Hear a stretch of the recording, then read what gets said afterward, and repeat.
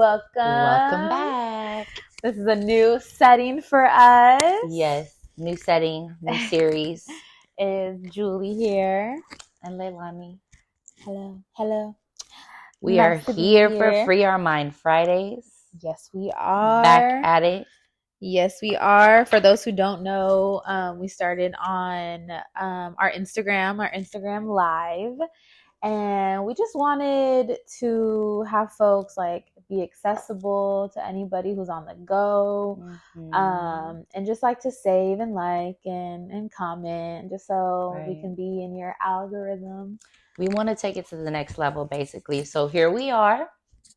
So today, we're just starting off hella light, just to introduce ourselves, introduce Bay Peace, our nonprofit that we work with. And yeah, just a little get to know us kind of video today. Soft introduction, but Just we're coming in with a bang. Yeah. You should know. Yes, absolutely. So here at Bay Peace, we like to always just start our day with a little check-in, how we feeling today. And just a little light one is, what's one word to describe Bay Peace? Gosh, one word. Yes, one word. And it's super hard just because like there's so many depths into Bay Peace that it's so difficult to just think about it in one word. Oh my gosh. Yeah. I should have thought about this more ahead of time. One word, because we do so much, y'all. Yes. And I could go on and on about our work. Me and too. Each of us. Yes. I could go on and on and on. Me too. Do you have one, or should I go? Go. If you have one, go. Okay. Honestly, I'm just going off the top of my head. It's just the first one that comes to mind is just upliftment. Upliftment of all sorts of things, all sorts of people. So yeah, upliftment is mine. Okay. The first one that came to my mind is really community. It's really community. Absolutely. Like, it's definitely. We don't just be out there. Right. And, in the streets with our people. But in here, we're also like this. Yes. And we really cultivate this inside and out. Yes. And it's like, I think it's also like a value that we all have. Anybody who comes through the doors to our events is always just like standing in community and making sure like you and yourself are good, but also like your people. I'm saying, okay, if I had a second choice though, I would say vibes. Oh, me? Because I love that. That's one of the feedback I always get. Yes. From people whenever they come into the spaces that we hold and wherever they're in our presence. Right. Everybody is always just like the energy. Like we bring the vibes. We create the vibes. We really are. We uplift the vibes. We're the vibes. We uplift the vibes. We set the tone. Right. Our energy is just something else, y'all. I love that. I love that just because like you just ever been in like a space where it's just like, it ain't the vibe. It's not the vibe. And it's like, you want it to be a vibe. And I think whoever, we are in community with, or us as individuals, is like, at least for me, is like, I always like, anytime I go out or anything, it to be a nice space, because I've been through a lot of like spaces, energies that I don't feel like good in. Right. So might as well create a vibe. Vibe check. Yeah, I think we're a whole ass vibe. I like that. I definitely agree. Okay, second choice. All right, well, so just to kind of like get in the thick of it, we wanted to share what Bay Peace is about. What is that we do here, just for the newcomers, or like to for those who do know us, just kind of a little more in depth on like who we are as individuals and what Bay Peace is as a nonprofit. So right, take it. So just kind of like for a formal introduction about our position within the organization. Yeah. I've been with Bay Peace since December 2015. Gosh, I'm coming up on my 8th year. Wow. December 2015, and I used to, kind of like just lead programs, run programs, and through the years have grown into director. Our beautiful director. Okay, for boss real. lady coming through. Yes, boss lady. But I really feel like a mama, big sis. Mama, big sis. It's all the roles. It's all the roles. In Nonprofit world, we take all the roles. We do it all. If you know, you know. You got to dibble and dabble and be versatile. Okay? You absolutely do. You definitely do. Yes, I love it, but I hate it. But it's a balance. It's a balance. It's a balance. Absolutely. And I'm Juli. I'm the development associate, I'm communications and development associate. And I've been with Bay Peace since 2018. I think like summer 2018. So yeah, I'm cool. I've been here for a little bit too. I started as an intern. And then, natural upliftment to full-time staff. So that's what it's about. Like, is being a leader, a youth leadership development organization. One of my biggest priorities is always looking at how can we invite and encourage and support young people to rise. Yeah, rise up. Yeah. Of being empowered, of being uplifted, of being in leadership, of just growing and continuing to evolve and become your best self. Definitely. Yeah. So we'll get into that. We'll get into it. Talk more about the core values later. Yes, absolutely. But just a little bit of background about Bay Peace. So Bay Peace was founded in 2007 by a group of people that included youth. It included artists, teachers, military vets. Among this group were conscientious objectors. Mm-hmm.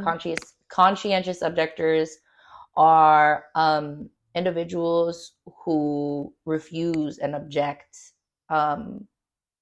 like being drafted into war and being called into like combat type spaces in the military. So when we first started, the individuals, it was because it was like the height of the Iraq War at that time. Not only were they anti-war, but they were also like low-key anti-recruitment. Wow. And the reason being is that what they witnessed as educators, as young people in Oakland, was that military recruiters were hitting our schools especially hard. Like targeting young Black and brown youth who, come from marginalized background, limited accessibility to resources and opportunities. I remember them. I remember them. Okay. And so one of the very first campaigns that Bay Peace won was a youth manifesto. And what that did was that it required, or actually it gave young people enrolling into OUSD the option to not have their personal information sent to military recruiters. Prior to the youth manifesto, all contact information of OUSD students were basically automatically given to military recruiters. And so, students would get calls. I know students would tell me about getting calls, text messages to their house, their cell phones about like joining the military. Dang. And so a big part of their work was educating young people about recruitment tactics and about what would really happen if you get recruited into the military that they don't actually tell you. Okay. So that was a lot of the initial work that they did. And so, young people would do these truth and recruitment workshops all over the town, the Bay. They used to do cross-country trips. Susan, shout out to Susie Q. Shout out to Susan. she and the other adult allies and leaders, like they would rent vans and like take you all the way on road trips over the summer across the country. Wow.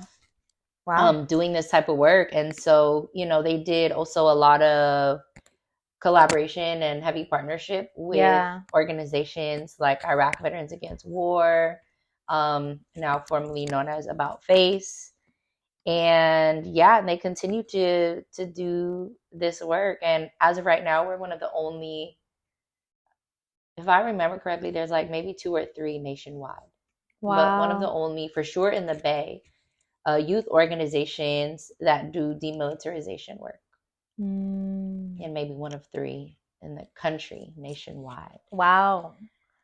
So ultimately our mission in the past few years has evolved. And out of the strategic planning that we've been doing with our current leaders over the past maybe 3 or 4 years, our mission is really to offer holistic youth leadership programs that help you heal from and transform militarism, systemic violence, and intergenerational trauma. So we host a variety of programs for youth that are led by youth, where our greatest priority is to empower young people to transform violence as it impacted them personally, transform violence as it impacts their families, as it impacts the community, and to really do away with militarization. Hold on. It clicked.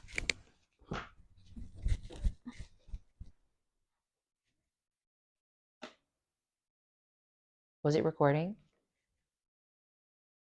Is there a limit? It was recording. Okay. Did it stop? It did just stop, yeah. Okay. Maybe every time, maybe there's a sleep on it. Oh, maybe, huh? You want to double check your settings for the sleep? Yeah.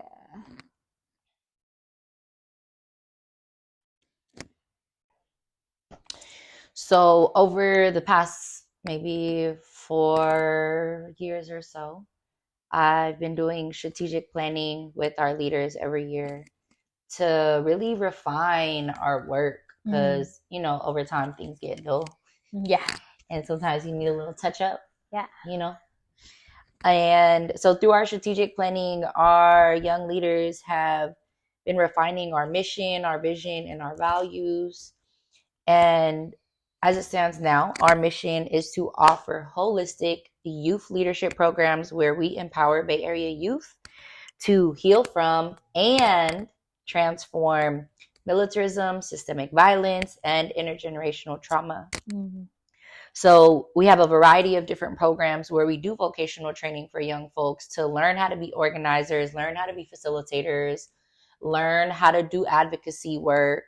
But our biggest intention in doing this sort of anti-violence work is to help them learn how to transform the violence as it's impacted them personally, as it impacts their families, and as it impacts the community. And so we really do try to integrate healing justice work and wellness work. Yeah, through absolutely. And through. Even when it comes to the professional development that I do with our staff. Right. So that's our mission. Yeah. And I'll pass it off to you for the vision and values that they set. Yeah. So like Lei also said that we do this strategic planning where, we definitely switched our mission a few times just because I feel like we're constantly evolving as well. And just us as, community members, our visions also change and our values are constantly changing as well. So the vision that we set out is that we envision a world where youth voices are uplifted through creative expression and holistic education to promote their transformation, healing, and wellness. Yes. So that's our vision, y'all. That's our vision. Keywords being creative expression. Right. Holistic wellness. Yes. healing, and Transformation. transformation. Yes, Keyword. absolutely. And then with that, our values include creative expression. We encourage you to use like creative pieces, creative artistic expression as like a tool It's so for transformative. healing and Mm-hmm. transformation. I feel like So a lot of transformative. I feel like each individual has some type of creative expression, whether that be music, writing, dancing. Like there's so much Fashion. art in our life, you know? So Mm-hmm. that's one. And then authenticity. We practice authenticity while engaging in vulnerable and educational conversations. And I feel like authenticity does help collectively heal by just Mm-hmm. showing up as yourself. Right. It's showing up Definitely. as ourselves, and it's also like exposing the truth of Just the like what, world, yeah, the what could be society, what's happening. happening. Yes, Mm-hmm. absolutely. And just like when you're for me like growing up in school and everything is like I shared space with these people, but if we were constantly like having masks on, I didn't know what they were going through, Mm-hmm. and I could have been relating to them just as much as like anybody else, like my friend basically. Mm-hmm. Another thing is youth led. So, like Lei Through and said, it's through. completely youth led. Mm-hmm. We definitely center youth leadership, just to like you said, build their agency, uplift them. You Build know, y'all's agency. definitely, I'm like absolutely. really for real big sis up in here. Like I'm the oldest person in here. We have four staff Yes, officially. yes. Four staff officially, and three out of the four staff are like under the age of what, 24. Yeah, under the age of 24. And on top of that, we always integrate input from the youth in our programs Right. and out in the community when it Absolutely. comes to the work we do as an organization, both in-house and outside. Yes, absolutely. And I just love that about us because that Where do that you kind see of that? that kind of goes into like the for us by us, another Right. value that we have For us. is that like we can't be, you know, actively making these decisions for the groups that we're serving without their input. You know, Mm-hmm. they're the ones that are out there. We can't make like any decisions for like high school students when we're not even in high school anymore. So Mm-hmm. it also kind of just engages all members that we're trying to put at the forefront for like their healing, their transformation, and their wellness. Yeah. Um, there brings me to that saying, nothing about us without us is for us. Yeah, Mm-hmm. absolutely.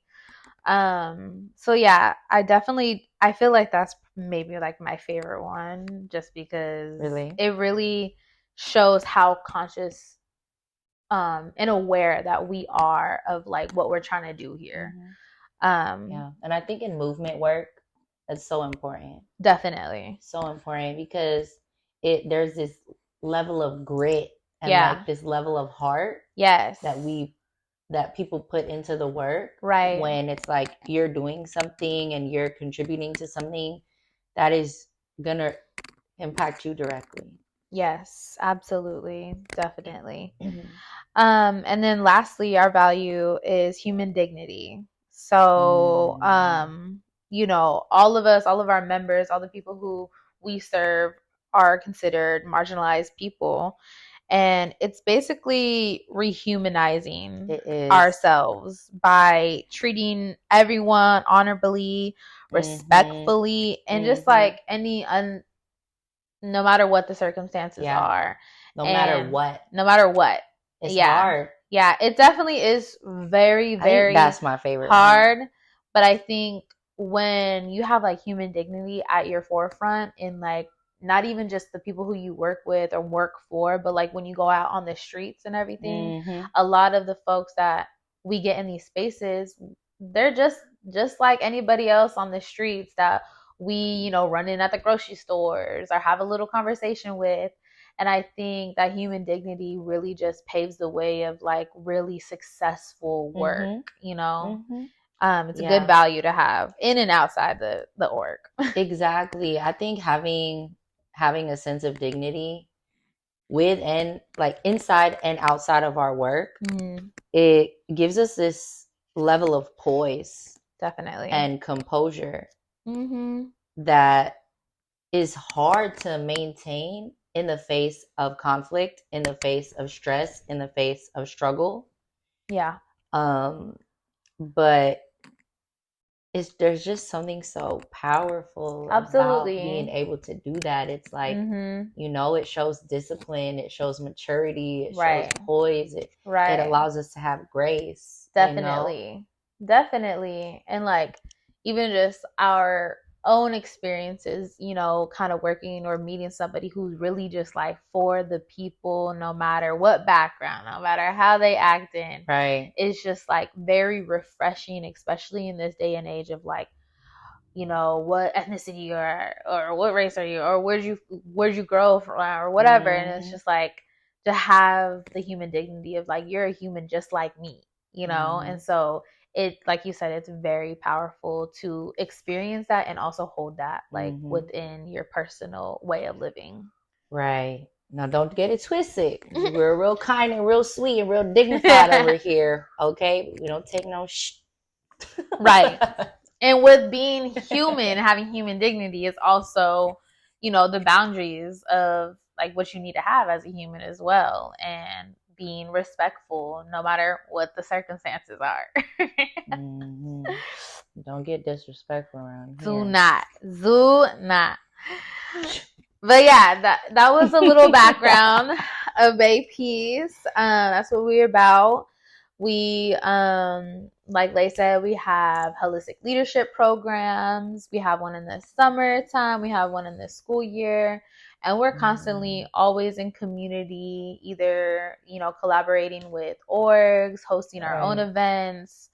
So yeah, for the folks who are just coming in as well, just like, you know, look us up and I love us. I really love with us. Yeah. I really love us, and I really love the work that we do, and I believe in it whole mind, body, spirit. Just, you know, I really believe in the power of our work. Absolutely. Between the programs, between the organizing we do in the community and the events we hold, between like the relationships that we cultivate in here and even in our coalition spaces. You know, we're, in addition to like organizing all these spaces, we do participatory action research every year. We've been doing research about trauma, violence, militarization, and healing since 2018, and really been trying to integrate that research into all that we do and how we move. Yeah. And are now really growing into our advocacy work and really trying to not only shift the culture, but shift the systems. And I feel like if we really want to see the transformation that our people need, we got to go at it from multiple angles, okay? It's an internal thing, it's a community and cultural thing, and it's a system thing. Right, absolutely. Hold on. I have to check. Okay, it keeps on. It's going. All right. Action. Just kidding. All right. Absolutely. So let's get into us. Yeah. And then we want to introduce us. How did we, you know, where are we from? What are some things that like we have experienced to even like make us to be like equipped to do this work for the community? And so we're gonna go over kind of like where we're from, how did we find Bay Peace? I feel like that's really interesting. So yeah. So you wanna go first? Sure. Okay.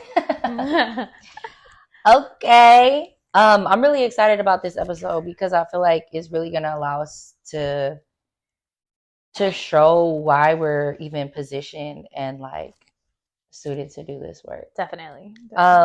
So me, I'm a first generation Bay Area born and raised baby.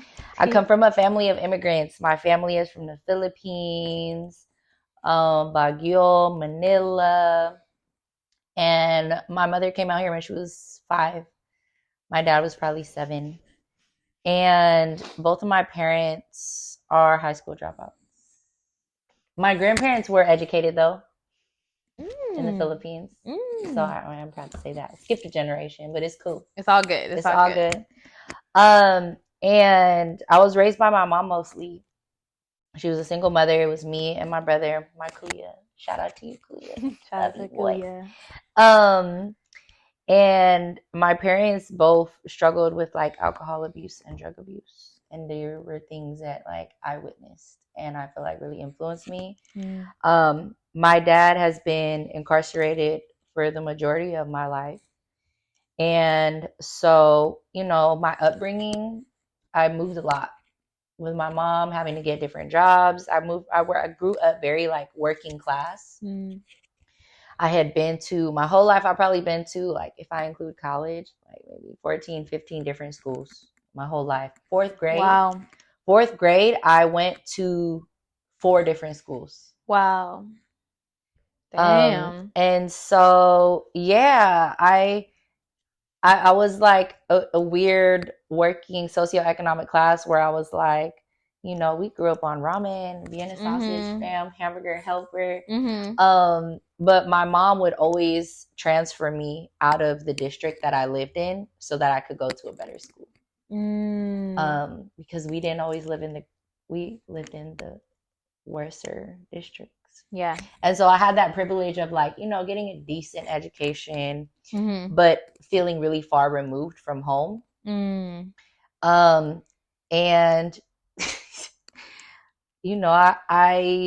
I went through a lot. I made a lot of bad decisions when I was young, very bad decisions. I grew up really self-conscious and like always feeling really unworthy. I think I attribute it a lot to like my mom not being very present with us. Like, she raised us and she was physically present, but she was always at work or, she needed her time on the weekend. So absolutely, yeah. Emotionally, she wasn't hella present, and I was out with whoever on the weekends, kind of thing. Whoever could watch me, kind of thing. Right. And it was a little unstable, and like even my dad being gone, I didn't have that structure. I grew up without structure and without discipline, for real. And so I think that's what really led me to a life in my like adolescent years of, I was skipping school at a really young age. I was bulimic at age 12.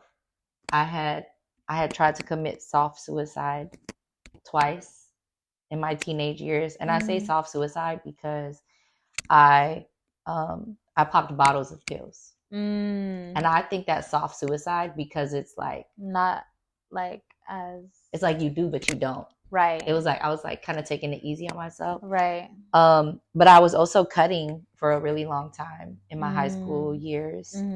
I had a record of 2 misdemeanors by the age of 14. Wow. I also started thieving and first started smoking and drinking at age 12. Wow. Before I was a teenager.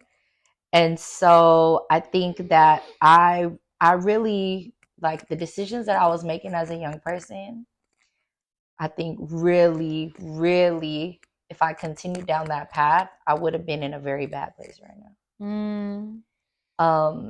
And I really, I struggled with my sense of self-worth, I think, because the father figures that I did have, they really they spoke to me really unkindly. And they also humiliated me regularly because of like physical attributes that I have. Yeah.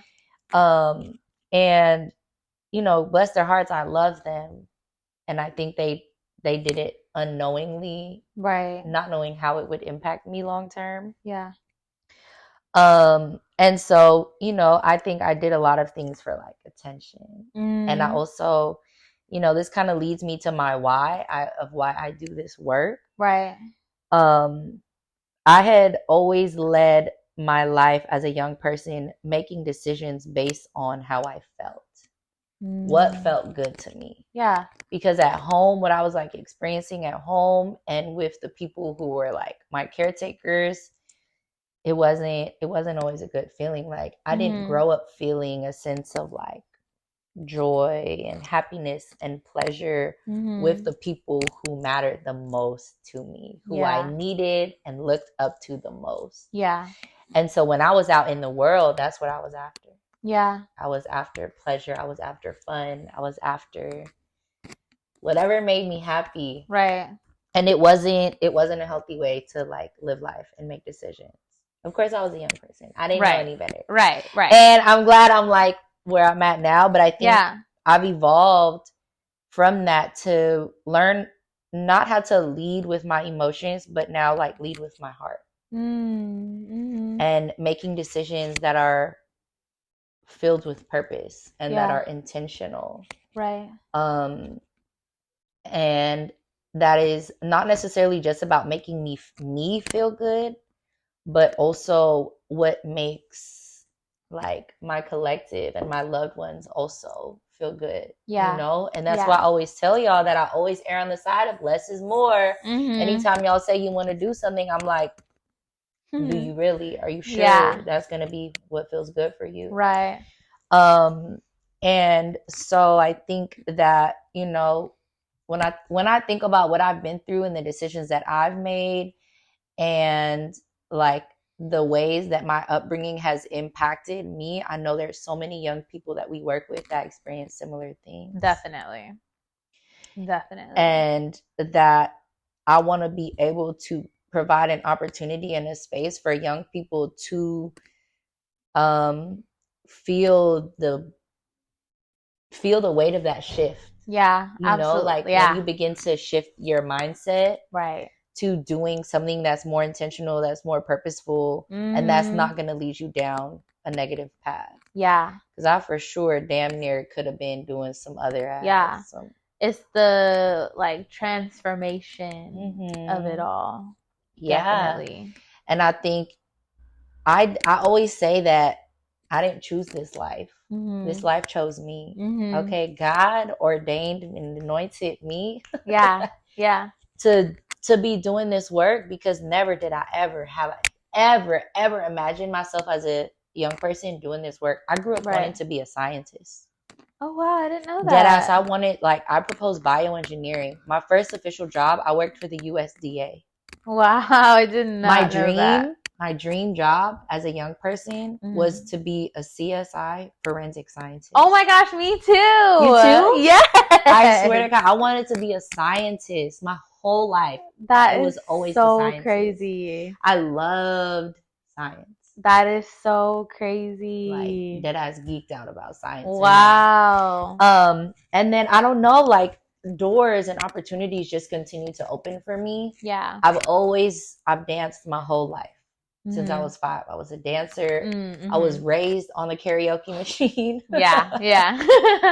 Okay, Like I grew karaoke. up, me and my god sisters doing shows for our family Love that. at the parties. Love it. We used to have our own little concerts in the bedrooms at the family parties. And so I always loved, like, that was always my happy space. It was always my safe space. Yeah. And it was a place where I felt seen and valued. Yeah. You know what I mean? Love it. And it just so happened that I kind of fell into doing like theater in college and being called into leadership in spaces that provided opportunities for students to do cultural arts work and student organizing. And I was just like, okay, it just one door after another. Yes. And I was like, why would I not? Yeah. That's really cool. And so now, like, I do this work just because it feels, one, it makes sense. Like, it's logical for me to invest my mind, my brain power into work that I know personally. Yeah. That I've experienced personally. Definitely. And 2, it's so fulfilling. Right. It fulfills my spirit. Yeah. It warms my heart. Yes. And I am very blessed and privileged to say that I also, like, I get paid well to do this work. Right. And that's very rare to, like, have a lot of good work in the community to be, like, financially like stable to be financially fulfilled. That's a big up. So that's me. Yes, that's Leilani.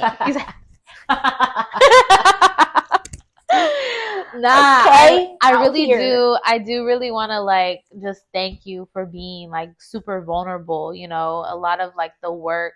I think like for me, sometimes I forget is like that's why I don't be like wanting to talk about myself so long, because there's a reason why people do this work, and it's because we could relate a lot, you know. And so I just want to like thank you for being super vulnerable and just like sharing it, you know, out loud for people, just because there might be somebody who are experiencing the same thing. And like I've been as a youngin', it's like it's so hard to be like, okay, what can I come out? Like, can I come out of this or anything? Yeah. And like it goes back, or it goes to like what we're gonna talk about more, but it like you could make it out, you could transcend, you could transform. Right. So yeah, I just want to highlight like all your beautiful like experiences to like have you here with me today. Thanks, love. Yeah, I just think that when you come from a life where, you know, you are personally impacted by violence. Yeah. And your family is impacted by violence. You know, for me in particular, it was like domestic violence, systemic violence, incarceration. My parents, you know, were in gangs as high schoolers. And you see what it does to your family. Right. And you see what it does to your loved ones. Yeah. Like, I don't wish that on nobody. In fact, I wish the very opposite. Definitely. The very opposite. Yeah. Like you would not wish it on even your worst enemy. That's what I'm saying. And so I just, you know, I use it as fuel. Yeah, I like that. Use it as fuel. Love that. Okay, tell us about you, boo. Okay. It's your time. I sometimes really don't like talking, but I'm gonna just start it off just with something light. Is my full name is Juliana, but I like to go by Julie just because it's short and sweet. But I do really appreciate somebody calling me Juliana. I don't know why. Juliana, I'm about to start calling you that. But not Anna. Okay? Not Juliana. That's why I started Julie. Don't call me Juliana. Juliana. I'm gonna just say it just like that with it. Juliana. But yes, my name is Juliana. I identify as a Latina and Native American Navajo tribe woman. So yeah, I always like to say I'm a Taurus just because Earth sign energy. Leo gang. It's just, you know, nature. I just love. You do ground me though. Yeah. I just love saying that I'm a Taurus just because I'm really proud in it.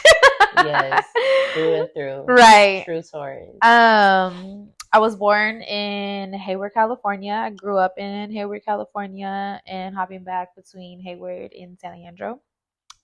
And so actually, when I was actually raised by a single mother with my 3 older brothers. So it was a loud house for real. It was a loud house for real. You're the youngest girl. I'm the youngest, and Your I'm mom gives me I'm hope. the girl. Yeah. Your mom gives me hope. Maybe I don't need it, but if I ever did. Yeah, you're like Juliana's mom. Praying to you. Yes. So naturally, you know, I'm the princess. I'm the princess of like my brothers. I'm hella grateful for. Your brothers love you so much. Yes. Oh my god. They're really like my protectors. They're the ones who have just taught me a lot how to like, you know, I don't know if you're an only girl in your family, like you already know how to fight. You already know, and you know how to get princess treatment. But when your brother put your face on the shirt from our film, the shirt film, when you pulled the gun, oh my god, that was a happy moment for me for you. Nah, because not everybody was like, yeah, I'm gonna need to buy one. I'm gonna need to purchase that one. I need that too. Tell Big Bro I need one too. For a backstory, we had a short film where I literally played like victim, villain, you know, / victim turned villain. Yes, so that's in our link. That's on our actual YouTube channel. So go ahead and watch it. Watch it if you haven't. It's the crazy one. It's the crazy one. But I had a scene where I pulled out a gun, and my brother, he printed out that image and put it on a shirt all over the shirt. The whole shirt. And everywhere. He wore it on my birthday to work. So yeah, I think that just really shows of like really my brother's got a lot of love for me.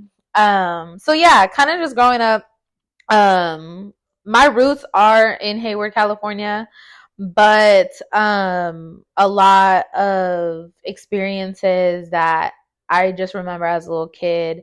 Both my parents were alcoholics, so I witnessed a lot of alcohol abuse, addiction abuse, you know, policing all around the neighborhoods, coming to my house. I dealt with a lot of domestic violence as well, and then so just like mainly a lot of violence kind of growing up. And one thing I feel like as my mom, she realized like, all right, this ain't working out for me. So naturally, my parents split at a really young age. Like I don't even remember them together at all. So I kind of already have like a rooted in my mind of like, you know, I have a single mother, I have a single dad. And at the time I wasn't really kind of being around my dad because my mom took us out of over here in the Bay Area. And she moved us to Pleasanton, California. So if anybody knows Pleasanton, it's mainly predominantly white. And so I was hella feeling you when you said that you were constantly like changing schools and everything. I was always changing schools. I've never stayed in a school district for more than like that school length, basically. And so my mom was a go-getter. She always found a way for us to like stay pushed. We always had like somewhere to lay our heads, right?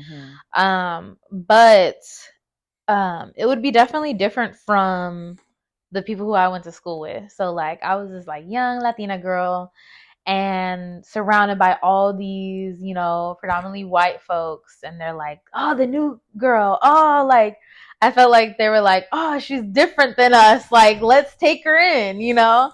So like a lot of friends would invite me to like go to their house, and they had like these huge homes, nannies, cars. Meanwhile, like when I would go back to my house, it's like, you know, hella sharing one space with all my brothers, my mom. So I went to like good schools, but not, you know, really like my home space was totally different from the people who I went to school with. And so I think with growing up like that, I knew I came from like a family of color, and none of my friends did. And so I really feel like I was stripped away like from my culture. I was stripped away just like from my background. And I didn't really start coming around my dad until I was about like maybe 5 or 6, I think.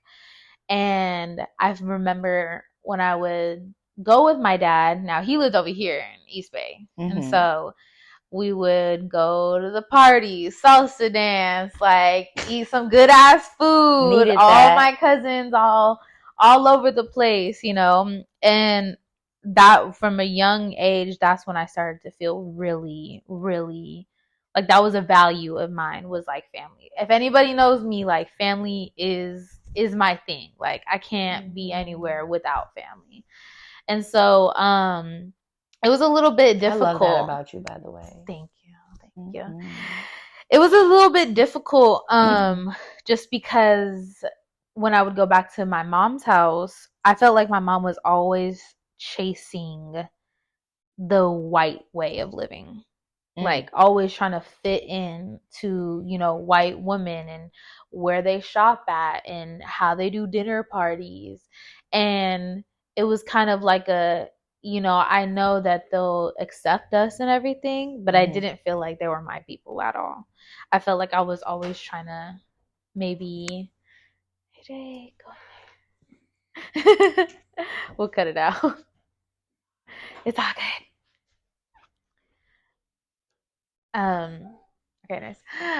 Yeah, I felt like it was a family of color always trying to fit into just a predominantly white neighborhood, and it just felt hella out of place for me. And so there was a decision where I had to be like, all right, I'm done, this place isn't serving me anymore. And around, maybe, I feel like when I was around 10, I believe, that's when I came here, and I've been here. Was it your decision then you asked your mom to go stay with your dad in here?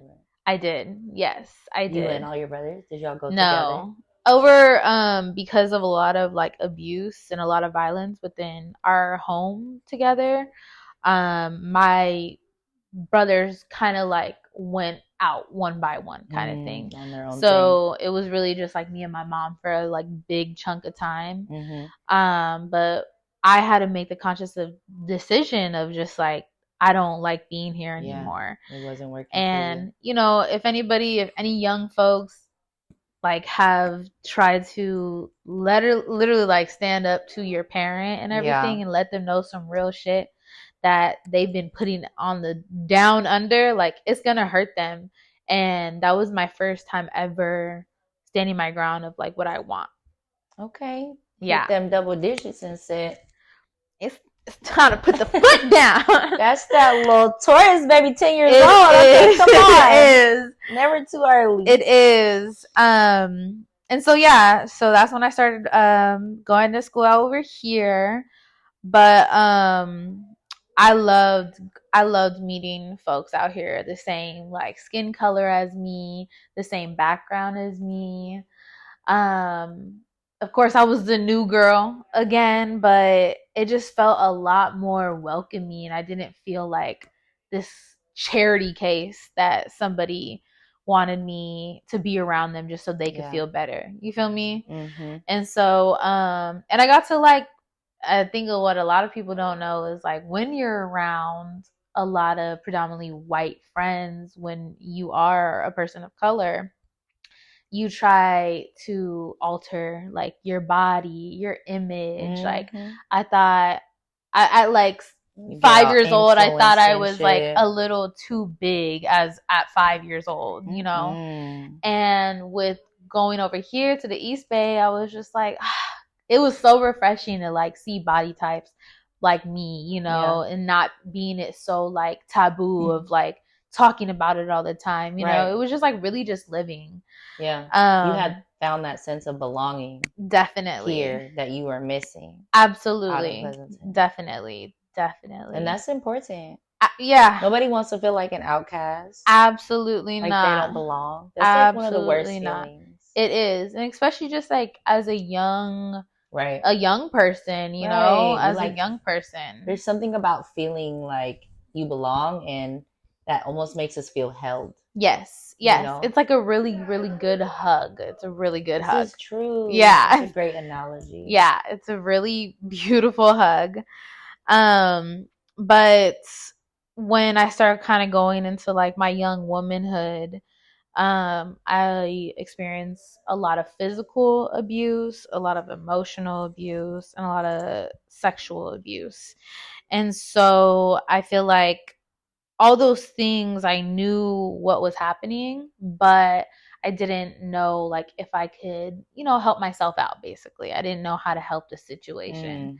And so, and I always felt when you feel powerless. Yeah, exactly. In situations that's like breaking you. Absolutely. Like when you were talking about like how you wanted to feel and stuff, was like I felt like scared every single day. Like I had this fear in my body, and you know, fear can literally be held in your body.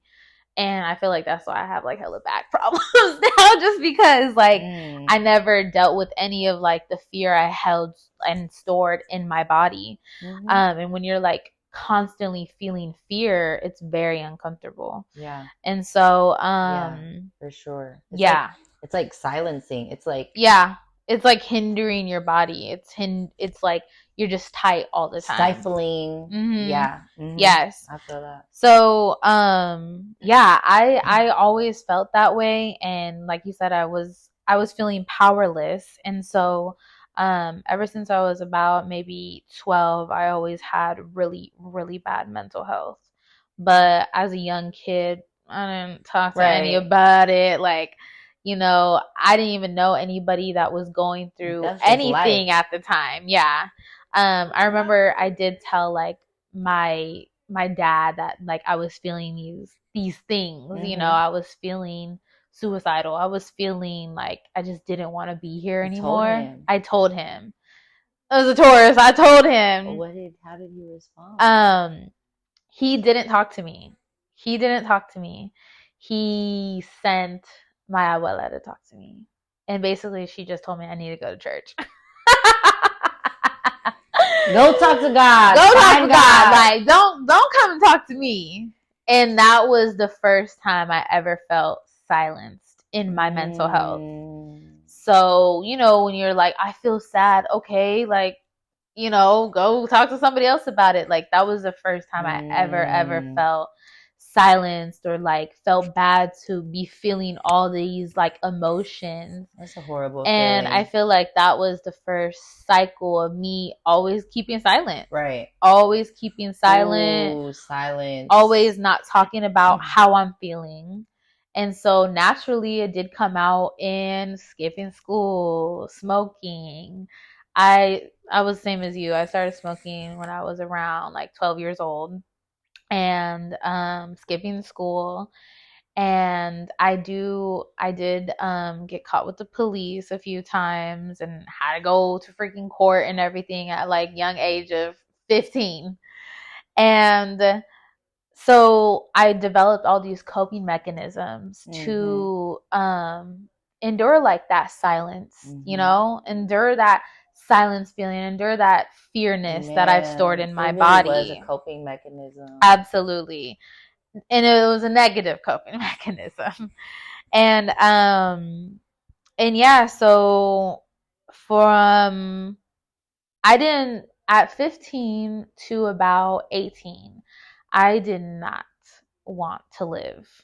Like, I don't tell a lot of people this, but like every single day I would think about, okay, at the end of the day, I'm going, trigger warning, but like I'm going to not be here anymore.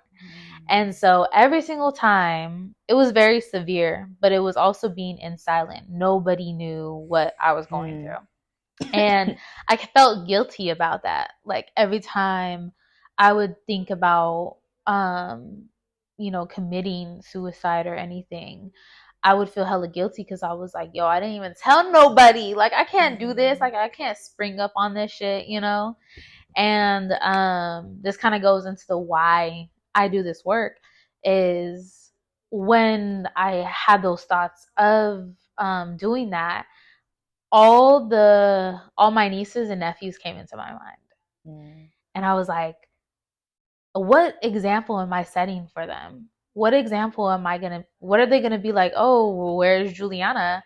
Oh, she ended up and quit. Like she quit on us basically. And I was like, I cannot do that to my younger generation. Like I cannot be another like fuck up for somebody to look up to kind of thing. You get me? Because I know like the shit I go through isn't just like taboo. Like there's a lot of people experiencing my feelings, Right. So it's not something like they won't ever feel. Like I know the younger generation be struggling with mental health. And so basically in that time, the last time I ever felt like doing that, I just looked over like to my niece Layla. And I was like, yo, I can't do this to her. Like, I can't do this to her. I can't set this example for her. And I think in that moment, I was like, I need to do better for not only myself, but for her, for my younger folks in my family. Yeah. So kind of thinking about my why is just really being an example just for like the young folks. And I think when I started leading my life with a purpose, I think a lot of things like just came into play for me. I did a lot of research about spirituality. My great grandmother was a medicine woman. She used to heal people like with her hands.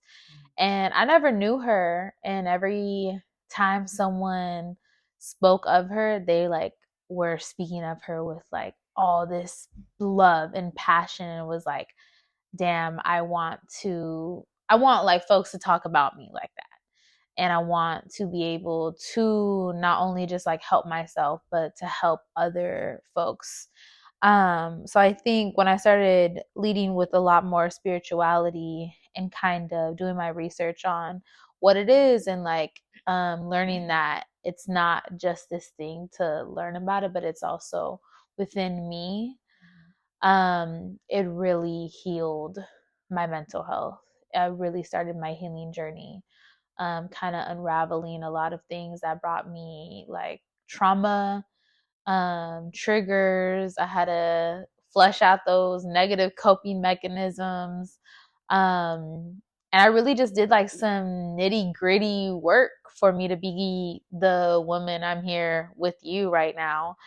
And the why I do it is just because I feel like I'm living proof, like from someone being so down and so I felt like there was no way out, to really blooming into like this young leader, young woman, um, decolonizing all the shit that was brought onto me as a young Latina woman. And I think that's what my fuel is like, no matter on those days where I'm like, damn, I feel so like still sometimes down, I always just like motivate myself to be like, yo, I made it out once. Like I made it out once. And I feel like I personally have really loved on myself enough for me not to think about like me leaving this earth in a forceful way. It's just like really letting it flow and letting life unfold all like its beautiful things onto me. So now I feel like I'm just like leading a life of like gratitude. Like you said, I love going out in nature. I love being in community. I love like showing up for my family and creating spaces for my family and my chosen family. So yeah, now I'm a full-time staff here with APs. I'm a student studying psychology, hopefully minoring in holistic nutrition and health. So yeah, I like to really just be like a victim turned warrior, victim turned into like a beautiful butterfly. So yeah, Okay, that's flutter your wings me. on That's them. me. That's me. So, moral of the story is we really about this life. Yes. And we have shared experiences on why. We've lived this life. Yeah. Okay? Now here we are, taking all that and pouring it into here. Absolutely. Absolutely.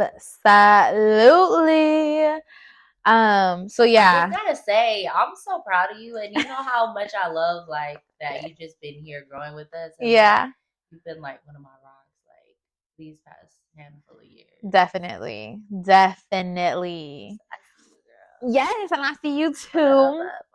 And I feel like if like just to kind of not close it out, but just like on, you know, I think what really makes me show up a lot and like why I chose Bay Peace to like, really rock with y'all and everything, and Bay Peace now is just because that like young girl, like when they met me, I was a senior in high school.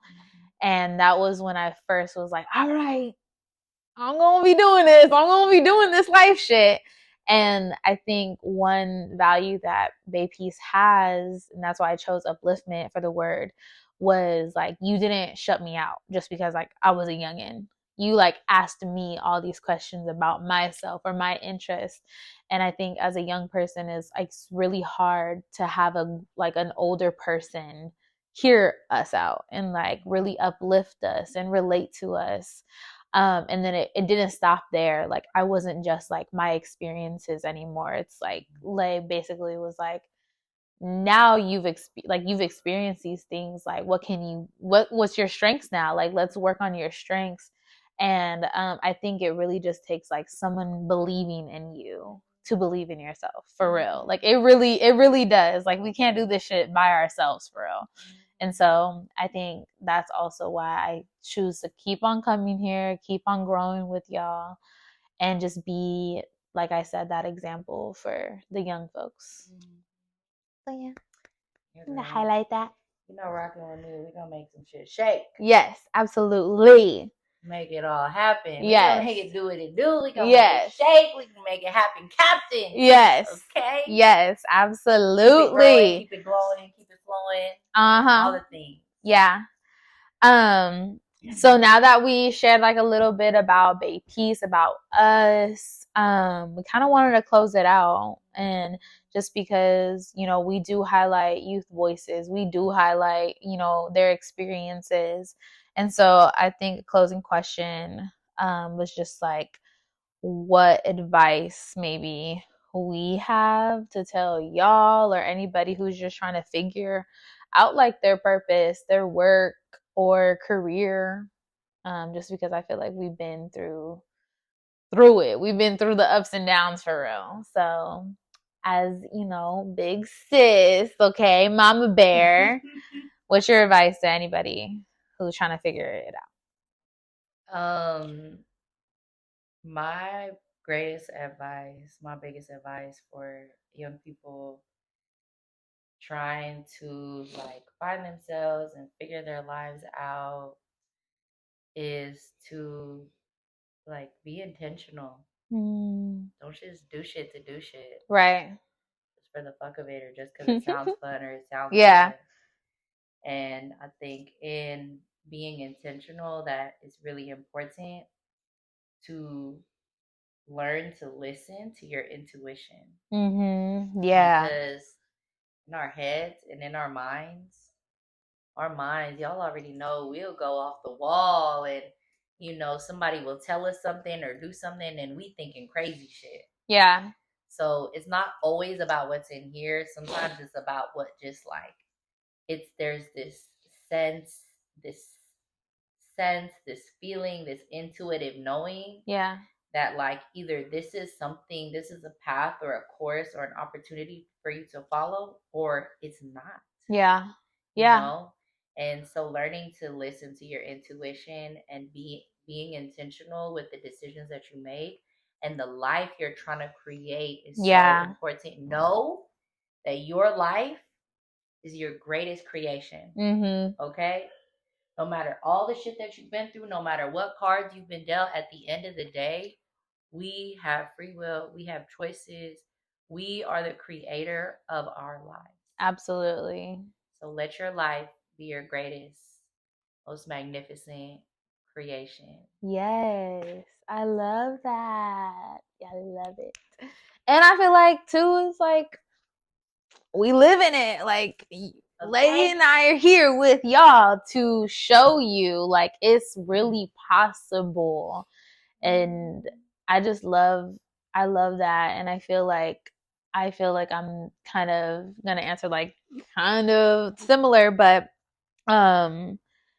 yeah, I feel like when I was sharing was like when I started leading a life with purpose, you know, that purpose is totally different from what it is right now. You get me? Evolves, yeah, shifts. Absolutely. And there's nothing wrong like with your purpose. And like I feel like that intuition is so real. And I think my advice is to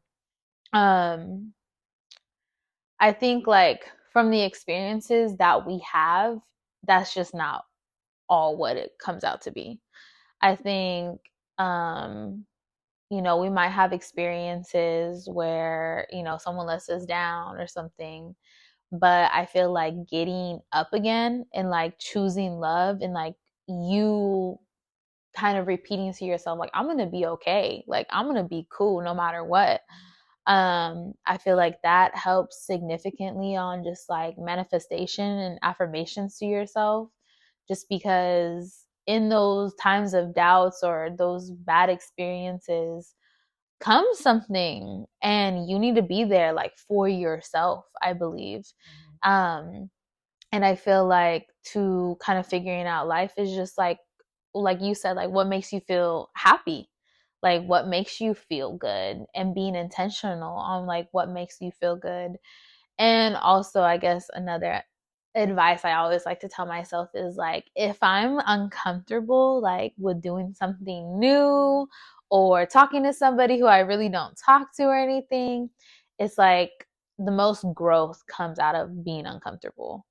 And I feel like that intention I always have for myself is just like getting out of my little zone, getting out of like, kind of going back, it was just like getting out of my little like depressive like little bubble, like go out, like talk to somebody new, like go to this random ass building that I didn't even know what was happening, like do those things, because the most growth really does come from like uncertainty sometimes, and when you could really be intentional with yourself and reflect on like your days, on your experiences, like you really gonna figure stuff out. And another thing is like when you're constantly doing that routine is like you're also like opening up yourself to the life that you want.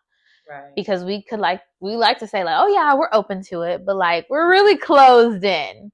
And I feel like the more you talk about it, the more you write about it, the more, you find yourself in, experiences that make you feel uncomfortable, is like you really have to open like yourself up to the life that you want to create, because it's really there. Like it's really waiting for us. Butterflies cannot learn how to fly or develop the strength to fly if not for the struggle they go through of breaking out of their cocoon themselves. Wow. Though, yeah, if somebody tries to help them and break open their cocoon, they will die. They will not learn how to live. Right. And I also, just this last kind of little bit of wisdom on the note of growth that I always share with y'all, the metaphor of like exercising and building muscle. Yeah. You cannot build muscle if you do not first go through that process of lifting to that point of pain. When you're lifting and you start to feel that pain and that soreness and that burn, it's because your muscles are tearing. Your muscles are tearing apart. Yeah. And when your muscles tear apart, it creates space for new muscle to grow into it. Yeah. So if you don't go through that struggle, if you don't go through that pain, that process that discomfort, of tearing your muscles open, yeah, to make room for the new growth, right, there will not be any new growth. Absolutely. So yeah. I think I just wanted to emphasize what you said about how important it is to sometimes lean into discomfort. Not all discomfort is bad. Yeah. Yes, we talk about being happy and living pleasurable lives, and doing things that feel good, but sometimes like growth is not always easy or pleasurable. Growth Absolutely is hard. not. Definitely. Healing is hard. Healing is not linear. Healing is not linear. And I think when you go back to yourself, because, we don't know, y'all might go into all these different pathways that we don't even know about yet. But I feel like when you go back into yourself, when you return back into yourself at the end of the day after a work shift or whatever, like that's the true like growth. And that's the true comfort that you could have for yourself. Yes. Keep it going. Keep it growing. Keep it going, glowing. You could do it. All the things. You gonna do it. Yes. You are doing it. Absolutely. Okay. You already did it. We already did it. Okay. This is how we manifest. Okay. It's not there. It's here. It's already there for you. Okay. So yeah, thanks for tapping in with us. Follow us on Instagram at Bapees510. And yeah, come back on Fridays. Hope y'all enjoy our first new episode.